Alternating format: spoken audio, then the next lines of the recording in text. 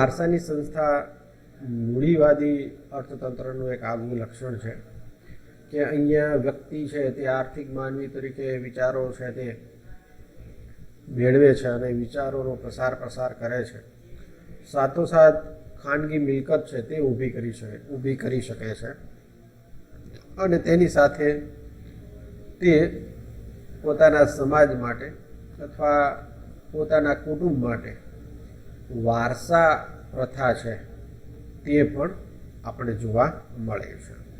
એટલે કે મૂડીવાદી આર્થિક સંસ્થાઓમાં વારસા પ્રથાનો અથવા વારસાની સંસ્થાનો અભ્યાસ કરવો ખૂબ જ મહત્વનો બની રહે.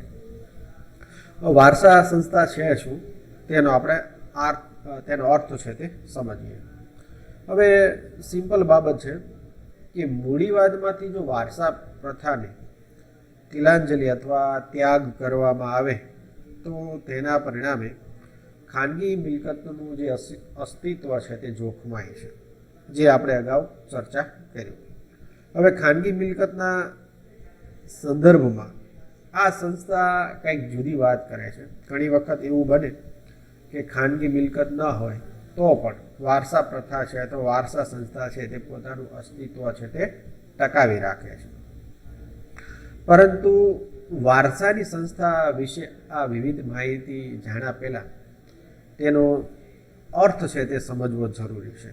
તો સમજો મિત્રો, વ્યક્તિ પોતાની સંપત્તિ પોતાના કાયદેસરના વારસને વારસામાં આપી શકે અથવા તો તેની આ સંપત્તિને અન્યને મળે તેવું વસિયતનામું છે તે પણ લખી આપી શકે.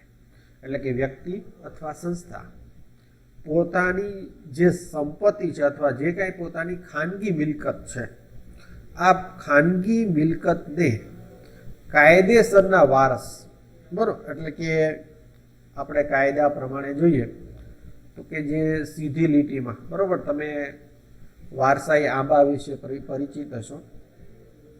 એટલે કે જે સીધી લીટીના જે લોહીના સંબંધો હોય તેને આપણે વારસદાર તરીકે, બરાબર, કાયદો છે તેને ટેકો આપે છે અથવા કાયદા છે તેને સ્વીકારે છે. હવે ઘણી વખત એવું બને કે તેની સીધી લીટીમાં લોહીના સંબંધમાં વારસાઈ વ્યક્તિ ન હોય તો શું કરવું? તો આવી વ્યક્તિ છે તે વસિયતનામા દ્વારા પણ પોતાની સંપત્તિ કોને વારસામાં આપવી એ પણ મૂડીવાદી અર્થવ્યવસ્થામાં નક્કી કરી શકે છે. હવે ઘણી વખત એવું પણ વિચારી શકાય કે માની લો કે તેને વારસદાર હોય છતાં તે ઈચ્છે એ પ્રમાણે પોતાની સંપત્તિનો છે તે વસિયતનામું કરી એ બીજા વ્યક્તિને પણ વારસામાં આપી શકે.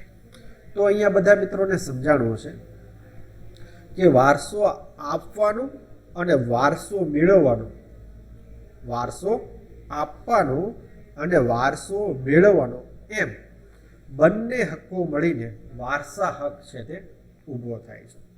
ફરી એકવાર, વારસો આપવાનો અને વારસો મેળવવાનો એ બંને ભેગા થઈ વારસાનો હક છે તે ઊભો થાય છે.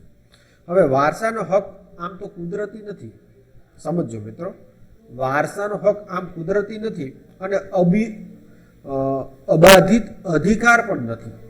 પરંતુ ખાનગી મિલકતની જેમ વારસો પણ એક માનવ રચિત ઘટના છે, બરોબર. એટલે કે વારસો છે એ પણ માનવ રચિત છે.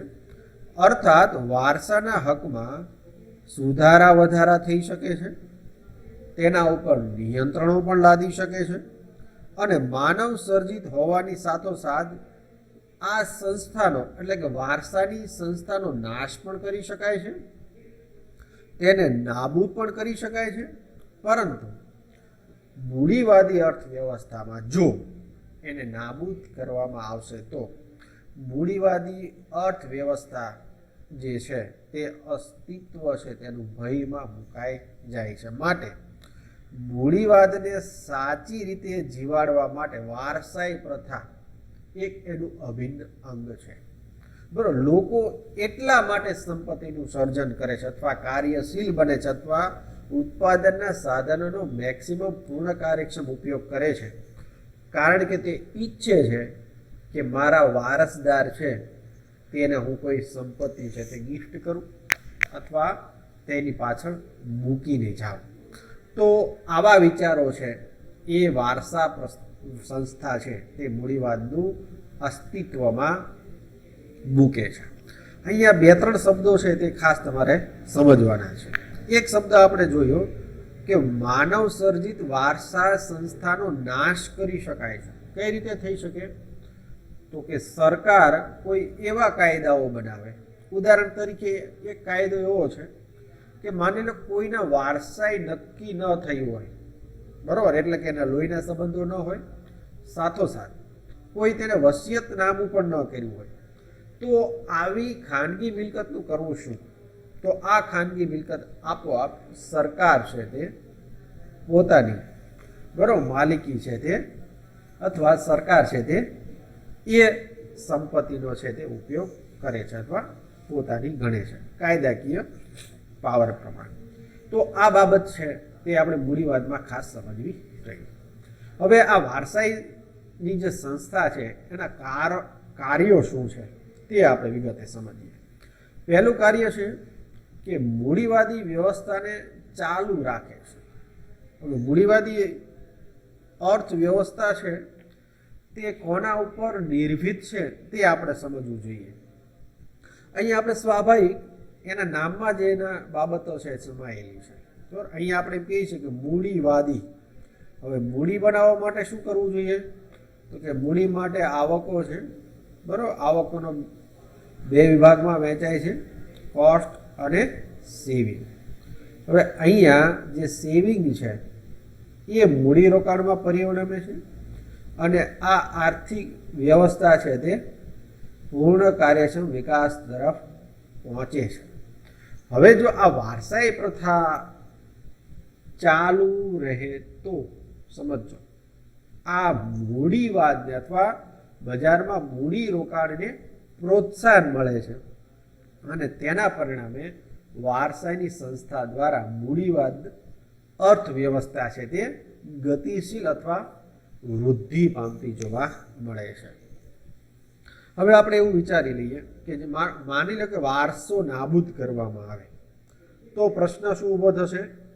તો કે એ સમાજવાદ છે તેમાં આપણે જોઈ શકીએ અર્થતંત્રમાં અથવા બધી સંપત્તિ રાજ્યની હોય, બરાબર, તેમાં કોઈ ખાનગી મિલકત ના હોય, વારસા પ્રથા ના હોય, બરાબર. તો એ અર્થવ્યવસ્થામાં સંપત્તિ જો સરકારની બની જતી હોય તો વ્યક્તિ પોતે કાર્ય કરવા માટે, વ્યક્તિ પોતાની સંપત્તિમાં વધારો કરવા માટે ઇનોવેશન, બરાબર, એટલે કે નવા સંશોધનો એ બધું અટકી જશે અને તેના પરિણામે મૂડીવાદ જો અર્થવ્યવસ્થાને તમારે ચાલુ રાખવી હોય તો વારસા પ્રથા છે તે ખૂબ જ અગત્યની બની રહે છે અને લોકો આ વારસા પ્રથા એટલે કે લોકો પોતાના બાળકોને વધુ સુખી સંપન્ન બનાવવા માટે વધુને વધુ મહેનત કરે છે અને મહેનતનું પરિણામ મૂડીવાદ છે તે આર્થિક વિકાસ તરફ ઝડપથી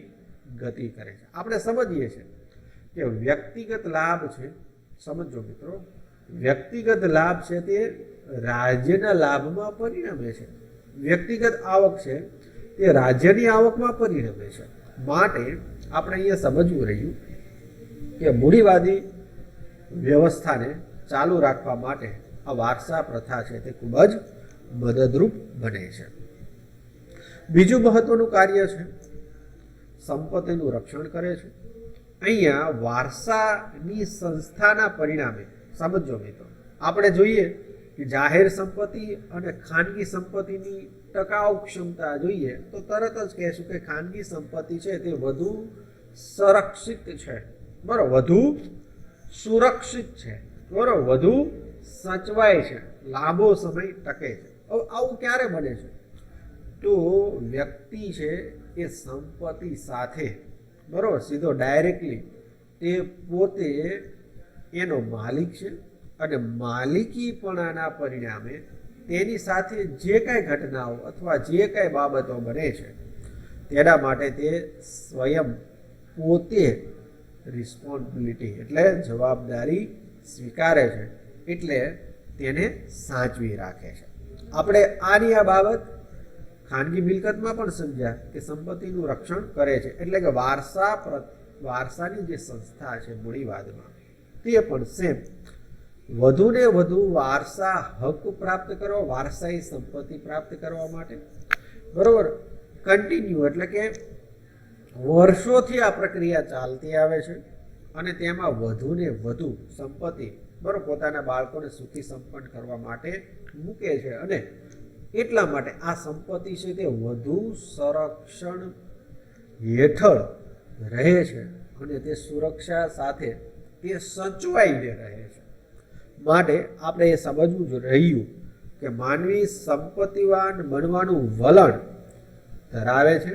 આ વલણ એક માનસિક વૃત્તિ કહો તો પણ ભલે બરાબર હંમેશા તે હકારાત્મક સંપત્તિના બાબતમાં હોય છે અને તેના પરિણામે આ વારસા પ્રથા અથવા વારસાની સંસ્થા ઊભી થાય છે અને આ વારસાની સંસ્થા છે તે મૂડીરોકાણ માટે સાનુકૂળ પરિસ્થિતિ છે બરાબર અને લોકો છે તે વધુને વધુ મહેનત કરી ઉત્પાદન ક્ષમતામાં વધારો થતો જોવા મળે છે. ત્રીજી મહત્વની બાબત છે જ્યારે સંપત્તિનું સંરક્ષણ થતું હોય, સંપત્તિ પોતાની ગણાતી હોય, ખાનગી હોય, ત્યાં આપોઆપ બચત અને મૂડી રોકાણ છે તેને પ્રોત્સાહન પ્રાપ્ત થાય છે. ઉપરોક્ત આપણે સૂત્ર જોયું કે વ્યક્તિ પોતાની આવક વધારે છે એટલે કે વધુને વધુ ખાનગી મિલકત ઊભી કરવાનો પ્રયત્ન કરે છે અને મેળવે પણ છે, એટલે કે તેનો કોસ્ટ પણ વધે છે એટલે બજારમાં તે ખર્ચ પણ વધારે કરશે અને તેની સેવિંગ પણ વધશે બરાબર અને તેના પરિણામે જેમ જેમ બચતોનું પ્રમાણ વધે છે એ બચતો છે તે વધુ આવક મેળવવા માટે ફરી અર્થતંત્રમાં એ સંપત્તિનું છે તે ઇન્વેસ્ટમેન્ટ થાય છે. એટલે આપણે એ સમજવું રહ્યું કે વારસાઈ સંસ્થા છે તે બજારમાં મૂડી રોકાણને પોષણ આપે છે બરાબર, મૂડી રોકાણને પ્રેરણા પૂરી પાડે છે. માટે બચત અને મૂડી સર્જનને વારસાની સંસ્થા એટલે કે મૂડીવાદી આર્થિક વ્યવસ્થામાં એક અનુકૂળ પાસું અને તેને વિકાસ તરફ લઈ જતી સંસ્થા તરીકે આપણે એને ઓળખી શકીએ. અહીંયા આપણે સમજવું રહ્યું કે માત્ર અત્યંત ગરીબ વર્ગ કે જીવનની મૂળભૂત જરૂરિયાતો સાથે સંઘર્ષ કરતા વ્યક્તિઓ માટે પણ વારસાના હક ખ્યાલની ન છૂટકે બરોબર અળગા રાખી શકાતા નથી. કોઈ પણ વ્યક્તિ બરોબર આપણે મૂડીવાદી વ્યવસ્થામાં જોઈએ છીએ કે બધા હંમેશા નાના ગરીબ વ્યક્તિઓ જેની પાસે ભરણ પોષણ કરે એવા ઉત્પાદનના સાધનો ન હોવા છતાં તે પોતાના બાળકો માટે કોઈને કોઈ રીતે કોઈને કોઈ વસ્તુઓની સેવા છે તે વારસામાં આપીને જાય છે. માટે મૂડીવાદી વ્યવસ્થામાં વારસાની સંસ્થા છે તે અગત્યનું અંગ આપને જોવા મળે છે. હવે અહીંયા વારસાની સંસ્થા છે મિત્રો પૂરી થાય છે. ત્યાર પછી વ્યક્તિગત ઉપક્રમશીલતાની સ્વતંત્રતા. સમજો આ સંસ્થા મૂડીવાદી વ્યવસ્થામાં વ્યક્તિગત ઉપક્રમશીલતાની સ્વતંત્રતા છે તે પણ એક મહત્વની સંસ્થા છે. પહેલા આનો આપણે શાબ્દિક અર્થ સમજીએ. શું કહે છે? વ્યક્તિગત એટલે કે પોતાની પર્સનલ, ઉપક્રમશીલતા એટલે કે પસંદગીનો ક્રમની વાત કરીએ, તેના વિકાસની વાત કરીએ તો તેમાં શું છે? સ્વતંત્રતા છે. અહીંયા દરેક નિર્ણયો લેવા માટે મૂડીવાદી આર્થિક વ્યવસ્થામાં અગાઉના જે આપણે ત્રણ સંસ્થા ભણ્યા કે માનવી છે તે આર્થિક વિચાર કરે છે એટલે કે આર્થિક માનવી છે, સાથોસાથ બીજો વિચાર કરે કે વ્યક્તિ છે મૂડીવાદી અર્થવ્યવસ્થામાં ખાનગી સંપત્તિનું સર્જન કરી શકે છે, ત્રીજી બાબત સમજ્યા કે એ સંપત્તિ છે એ પોતાને વારસામાં પણ આપી શકે છે. તો આ જે બાબતો અથવા આ મૂડીવાદી આર્થિક વ્યવસ્થામાં એક મહત્વનું અંગ અથવા એક મહત્વનું પાસું સાબિત થાય છે. હવે વ્યક્તિગત ઉપક્રમશીલતા છે શું, તેને આપણે તેનો અર્થ સમજીએ.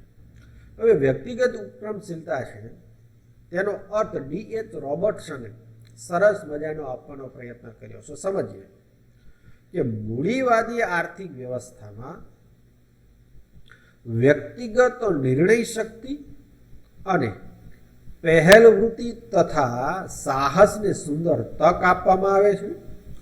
આર્થિક પ્રગતિને આડે આવતા સ્થાપિત હિતોને દૂર કરવામાં આવે છે. કાયદાથી નિર્ણિત મોટી મર્યાદા અને સામાજિક તક દ્વારા નિર્ધારિત કડક મર્યાદામાં રહીને પ્રત્યેક વ્યક્તિ પોતાનું જીવન અને પોતાની આવક સ્વયં પસંદગી મુજબ વાપરવાનું સ્વતંત્રતા ભોગવે છે. બરાબર, અહીંયા વ્યાખ્યા સમજવી રહી. અહીંયા વ્યાખ્યામાં 2-3 બાબતો છે તેને રોબર્ટસને વિશેષ ભાર આપ્યો છે. પહેલી બાબત છે કે મૂડીવાદ એક આર્થિક પદ્ધતિમાં વ્યક્તિની નિર્ણય શક્તિ, પહેલ વૃત્તિ અને સાહસને એક તક પૂરી પાડે છે. બરાબર, જે ખૂબ જ મહત્વનું છે. વ્યક્તિ માટે નિર્ણય શક્તિ તો એ પણ સ્વતંત્ર રીતે લઈ શકે છે.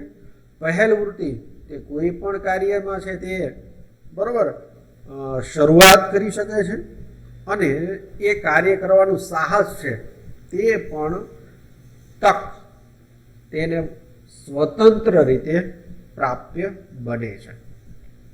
હવે આ આર્થિક પ્રગતિને જે આડે આવતા સ્થાપિત હિતો છે, બરાબર, ઘણી મર્યાદાઓ છે, તે આ કાયદા દ્વારા તેને નિયંત્રિત કરવામાં આવે છે અને તેનું પાલન કડક રીતે અમલીકરણ કરવામાં આવે છે.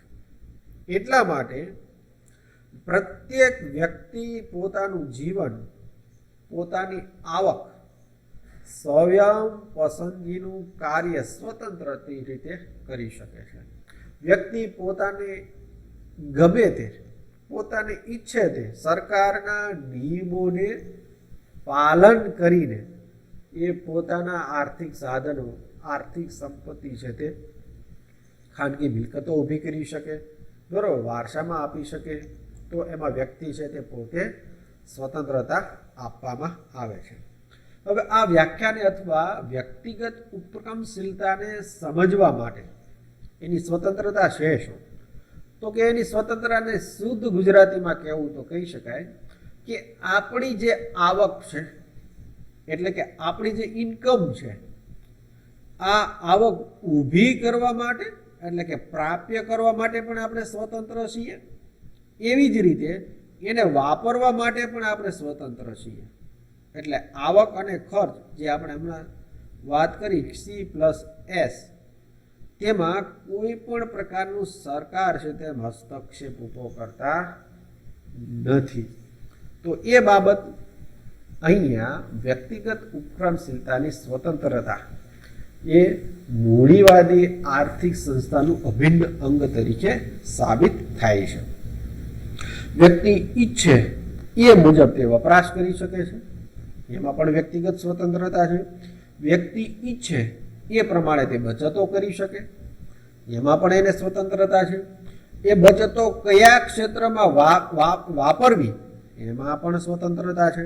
એટલે આપણે સમજવું એ રહ્યું કે અહીંયા વ્યક્તિગત ઉપક્રમશીલતાની સ્વતંત્રતા છે તે મૂડીવાદી આર્થિક સંસ્થાના એક મહત્વનું અભિન્ન અંગ, સાથોસાથ તે અર્થતંત્રને વિકાસની તકો નાગરિકો સુધી પહોંચાડે છે. એ બાબત આપણે સમજવી રહી. બધા મિત્રોને વ્યક્તિગત ઉપક્રમશીલતાની સ્વતંત્રતાની વ્યાખ્યા છે તે સમજાણી હશે. હવે ત્યાર પછી આ સંસ્થાના જે કાર્યો છે તે આપણે વિગતે સમજીએ. પહેલું કાર્ય છે ઉત્પાદનના સાધનોનો ઇષ્ટ ઉપયોગ કરે છે. એટલે કે અહીંયા વ્યક્તિ છે એ ઉત્પાદનના સાધનોનો ઇષ્ટ ઉપયોગ શું કામ કરે છે એ સમજીએ. કારણ કે વ્યક્તિ છે એ પોતે જ્યારે કાર્ય કરે છે ત્યારે એ કાર્યના બદલામાં મળતું વળતર બે વિભાગોમાં વહેંચી શકીએ. એટલે કે કાં તો તેમાં આવક પ્રાપ્ત કરશે અને કાં તો એમાં તે ખોટ પ્રાપ્ત કરશે. આ બંને પાસાઓ, તેને આવક થાય તો પણ ભલે, તેને ખોટ જાય તો પણ ભલે, એ બંને વ્યક્તિગત પોતાની જ માટે છે. એટલે કે વ્યક્તિ ક્યારેય એવો નિર્ણય નહીં લે કે પોતાને ખોટ ઊભી થાય. સમજો મિત્રો આ વાક્ય ઉપર, આપણે ક્યારેય પણ એવો નિર્ણય નહીં લઈએ કે ભલે આપણને ખોટ જાય. કારણ કે એક માનસિક વૃત્તિ છે, વ્યક્તિ હંમેશા પોતાના વિકાસની જ વાત કરશે. બરોબર, ઘણા બજારમાં કાવા દાવાઓ કરશે, ગેરરીતિઓ કરશે, છતાં વ્યક્તિ છે એ પોતાને વધુમાં વધુ નફો પ્રાપ્ય કરવા સાથે તે આગળ વધશે. એટલે આપણે સમજવું રહ્યું કે ઉત્પાદનના સાધનો, કારણ કે વ્યક્તિ છે તે આવક મેળવવા માટે આ ઉત્પાદનના સાધનોનો ઇષ્ટ ઉપયોગ કરશે, એટલે કે મેક્સિમમ ઉપયોગ કરશે. અને એ સાધનોનો મેક્સિમમ ઉપયોગ દ્વારા તે વધુ ને વધુ આવક સર્જન સાથે બરાબર વધુ ને વધુ ઉત્પાદન છે તે વધારવાનો પ્રયત્ન કરશે. અને ઉત્પાદન વધશે તો તેના નફામાં પણ વધારો થશે. આ આર્થિક માનવી તરીકે ઉત્પાદનના સાધનોનો એક ઇષ્ટ ઉપયોગ છે તે વ્યક્તિગત સ્વતંત્રતાની સાથે આપણે વિચારી શકીએ. હવે સ્વતંત્રતાની ઉત્પાદનના સાધનોની આ પહેલ વૃત્તિ એ વ્યાજબી બને છે, બજારમાં વ્યાજબી સાધનોનો ઉપયોગ કરે છે અને એ ઉપયોગના સાધનોનો વારંવાર મહત્વાકાંક્ષી પ્રોજેક્ટો દ્વારા તેનો પૂર્ણ કાર્યક્ષમ ઉપયોગ કરવા તરફ જશે. એટલે કે અહીંયા બજારમાં ઉત્પાદનના સાધનો બરાબર વારંવાર ઉપયોગ કરીએ, એનો અર્થ એમ કે અર્થશાસ્ત્રમાં ઉત્પાદનના 4 સાધનો છે: જમીન, મૂડી, શ્રમ અને નિયોજક. તેનો મેક્સિમમ ઉપયોગ કરશે. સાથોસાથ તેના માલિકી હક છે તે પોતાના છે, એટલે કે ખાનગી માલકી સંપત્તિ છે. કારણ કે અહીંયા આપણે મૂડીવાદની વાત કરીએ માટે એ ક્યારેય એ સાધનોનો અનિષ્ટ ઉપયોગ નહીં કરે, કારણ કે તો ખોટ જશે. એટલા માટે ઉત્પાદનના સાધનોનો મેક્સિમમ ઉપયોગ કરવાની વૃત્તિ અથવા વર્તણૂક છે તે ઊભી થશે. ત્યાર પછી બીજું મહત્વનું કાર્ય છે પ્રવર્તમાન સાધનોનો મહત્તમ ઉપયોગ. એટલે કે બજારમાં જે સાધનો ઉપલબ્ધ છે, ઉત્પાદનના સાધનો, એ સાધનોનો મેક્સિમમ વધુ ને વધુ ઉપયોગ કરશે. શું કામ? કારણ કે વ્યક્તિ છે તે વધુ ને વધુ આવક સંપત્તિ પ્રાપ્ત કરવા માટે તે વધુ ને વધુ પ્રયત્નશીલ છે. વ્યક્તિ પોતાને મળતા સાધનોનો મેક્સિમમ ઉપયોગ કરવા માટે તત્પર છે. માટે વ્યક્તિ હંમેશા ઉત્પાદનના સાધનો છે તે સારી રીતે ઉપયોગ કરશે અને સંપત્તિમાં કન્વર્ટ કરશે, એટલે કે તેનું સર્જન કરશે. એટલે કે આમ આપણે વિચારી શકીએ, એક સરસ મજાનું વ્યક્તિ છે તે પોતાનું પ્લાનિંગ આયોજન કરે છે. આ આયોજનની સાથે વસ્તુ કઈ રીતે ઉત્પાદન કરવી અને તેમાં કયા કયા સાધનોની જરૂરિયાત પડે છે એ વ્યક્તિ પોતાની અનુકૂળતા પ્રમાણે બરોબર પોતે સ્વતંત્ર રીતે નિર્ણય લઈ શકે છે. તેમાં અર્થવ્યવસ્થા અથવા સરકાર છે તે કોઈ હસ્તક્ષેપ કરતી નથી. માટે શ્રમિક, જમીનદાર, મૂડીપતિ, નિયોજક સ્વતંત્ર રીતે પોતાને અનુકૂળ સંજોગોમાં રહી ઉત્પાદન પ્રક્રિયા છે તેને આગળ વધારવાનો પ્રયત્ન કરે છે. અને માટે આ ઉત્પાદન પ્રક્રિયામાં રોકાયેલા ઉત્પાદનના સાધનોનો મહત્તમ કાર્ય પણ કરે છે. ત્રીજું મહત્વનું કાર્ય છે જ્યારે વ્યક્તિ પોતે સ્વતંત્ર હોય છે ત્યારે કે પોતાની કાર્ય પ્રણાલીમાં ટેકનિકલ સંશોધન દ્વારા ઉત્પાદનની નવી પદ્ધતિઓ છે તે અપનાવે છે. શું કામ? તો કે વ્યક્તિ છે તે ઇનોવેશન દ્વારા વધુ ને વધુ નફો મેળવી શકે છે.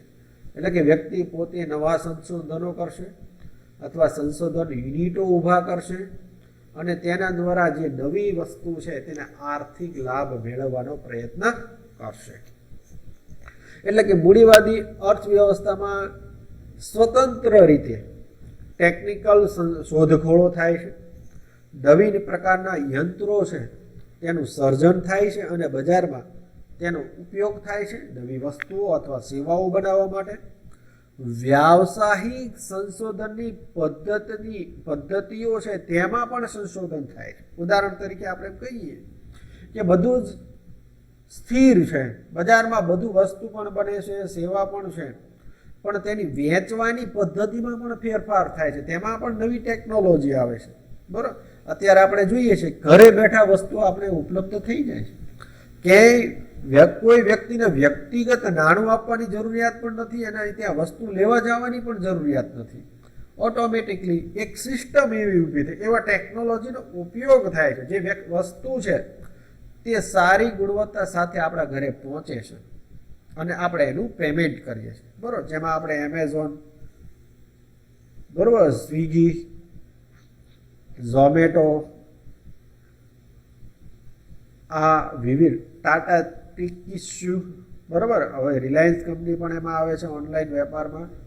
તો આ બધી જે કંપનીઓ છે તે પોતાની, બરાબર, વહેંચણી અથવા જેને આપણે કહીએ છીએ કે વ્યાવસાયિક વેપારની પદ્ધતિમાં ફેરફાર કરીને નવા સંશોધનો લાવીને વસ્તુઓ છે બજારમાં વેચે છે. એટલે કે તેના પરિણામે કંઈક બજારમાં નવું કરવાની ઈચ્છા અને નવું ઇનોવેશન દ્વારા આવક મેળવવાની માણસની વૃત્તિના પરિણામે નવી ટેકનોલોજીકલ સંશોધનો છે તે બજારમાં ઉપલબ્ધ થાય છે અને તેના પરિણામે વ્યક્તિ સ્વતંત્ર રીતે મેક્સિમમ ખાનગી સંપત્તિ બનાવવા માટે તત્પર બને છે.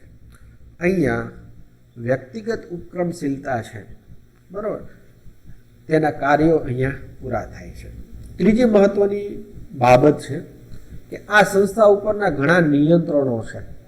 કારણ કે વ્યક્તિ જ્યારે સ્વતંત્રતા આપવામાં આવે છે ત્યારે તેની અમુક ફરજો પણ નક્કી થાય છે.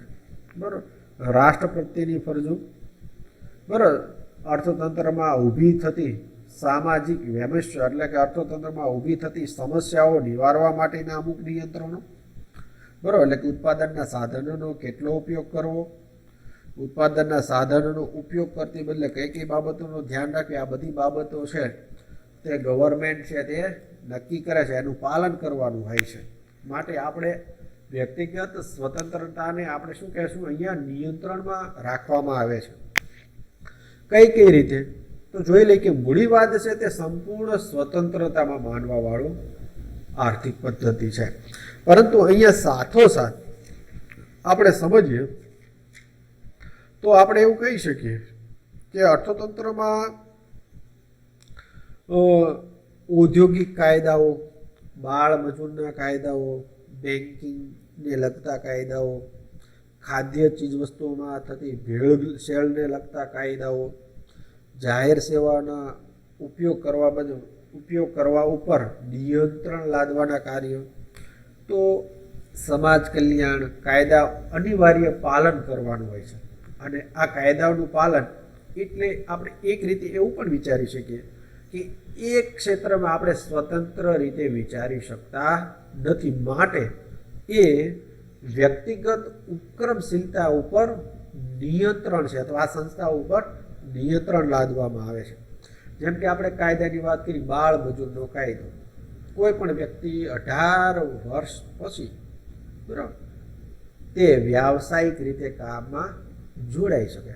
તો આ બધા નિયમો છે, બરાબર. બીજો નિયમ છે ખાદ્ય પદાર્થોમાં ભેળસેળને લગતા કાયદાઓ, બરાબર. વારંવાર તમે ન્યૂઝપેપરમાં જોતા હશો ડુપ્લિકેટ વસ્તુ પ્રાપ્ય થાય, કારણ કે વ્યક્તિ સ્વતંત્ર રીતે શું ઈચ્છે છે, મેક્સિમમ નફો, અને મેક્સિમમ નફાની લાલચમાં તે અન્ય વ્યક્તિઓને, બરાબર, સ્વાસ્થ્ય સાથે ચેડા કરીને વસ્તુ બજારમાં વેચતા હોય, જેને આપણે ભેળસેળ કહીએ છીએ. અને તેના પરિણામે, બરાબર, સમાજમાં અનિષ્ટો ઊભા થાય છે અથવા સમાજમાં સમસ્યાઓ ઊભી થાય છે. આવું ન બને એટલે આ વ્યક્તિગત ઉપક્રમશીલતામાં ઘણા નિયંત્રણો છે તે લાદવામાં આવે છે.